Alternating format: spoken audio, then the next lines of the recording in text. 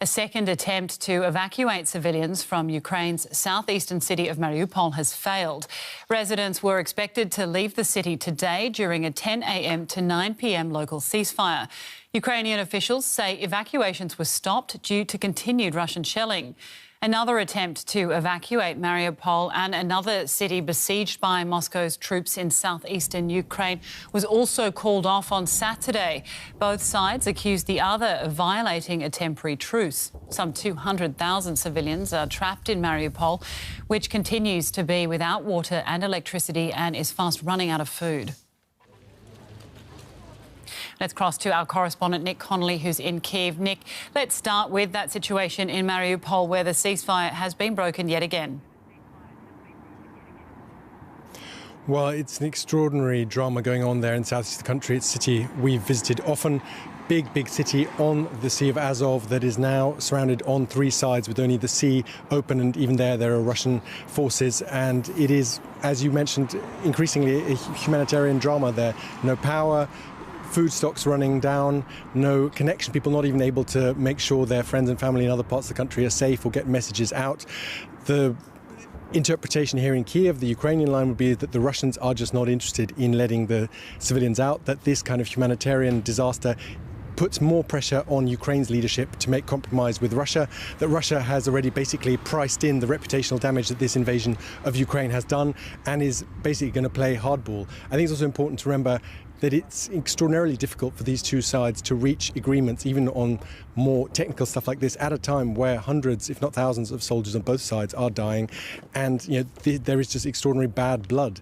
I think without outside intervention, some kind of intermediary from the Red Cross, whatever, I think it's going to be very difficult for them to get any kind of manageable deal on the ground.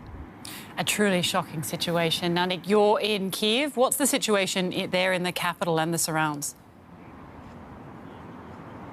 Well, as you might be able to see behind me, Kiev is deserted. We're still a couple of hours to go till the curfew, but this is a city that basically seems to be abandoned. It's not quite true. There are lots of people hiding behind the curtains. When you see them at the supermarkets, you see them kind of peering out occasionally, but on the streets, for the most part, it's journalists and soldiers, checkpoints everywhere, sandbags, anti-tank kind of devices, most of them seemingly improvised everywhere.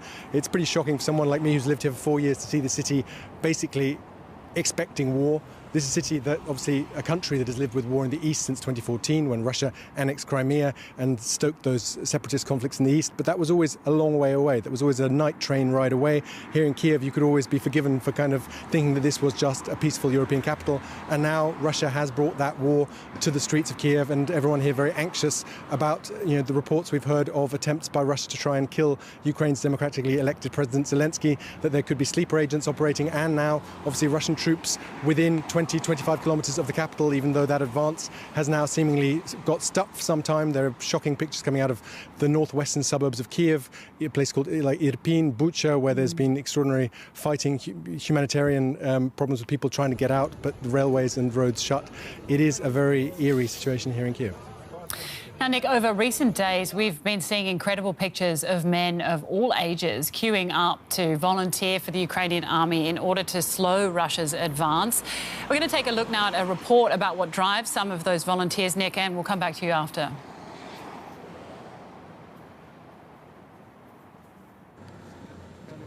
These men are determined to fight for their country, even in the face of Russian firepower and without support from NATO.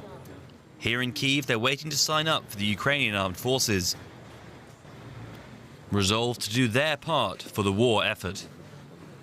It's my duty. I want to be useful. I want to help. I want to protect. I want to fight back. I want my family to return to Ukraine as soon as possible, and I will do my best.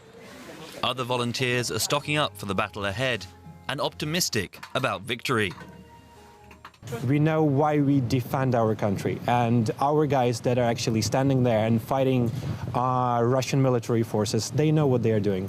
Those guys, they don't. We know what we are doing, and that's why we will win.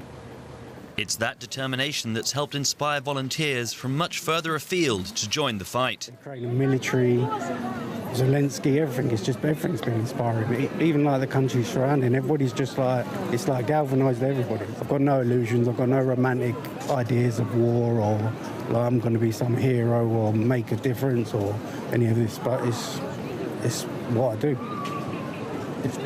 I mean, you could die here. Yeah, that's a possibility. Get wounded, which would be worse. With heavy fighting already reaching the city of Irpin, just outside Kyiv, it looks likely the volunteers' bravery will soon be put to the test. It's truly hard to imagine, Nick. How important are these volunteers for the war effort and the Ukrainian army? Well, it is obviously, I think, first and foremost, it's about morale. It's about showing that these people are staying and that they're not running away, not trying to get abroad, get to safety. And obviously, for now, I think it's not so important in terms of the manpower. The Ukrainian side, if we believe their figures, and obviously there's always an element of PR in terms of revealing your own losses as opposed to the enemy's. But the Ukrainian side, it seemingly hasn't lost as many men yet as the Russian side. But it's about showing that there is that willingness to sacrifice even potentially their lives for the country, and a knowledge that if this were to drag on, which it looks set to for now, that there is the willingness there to go out and fight.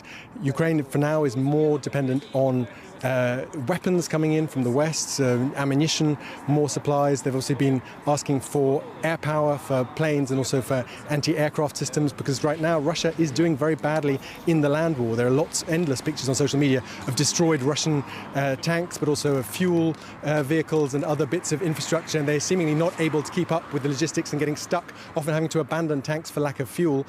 So I think that's what Ukraine now is really asking for: air power, anti-aircraft guns to prevent Russia driving back down its advantage from the air, bombing cities, bombing military installations. And that is the big request now from the Ukrainian government to its Western neighbours, who for now are keeping back from that and not willing quite to go that next step and potentially draw ire from Vladimir Putin and the Russian leadership. DW's Nick Connolly reporting there from Kiev. Nick, thanks very much.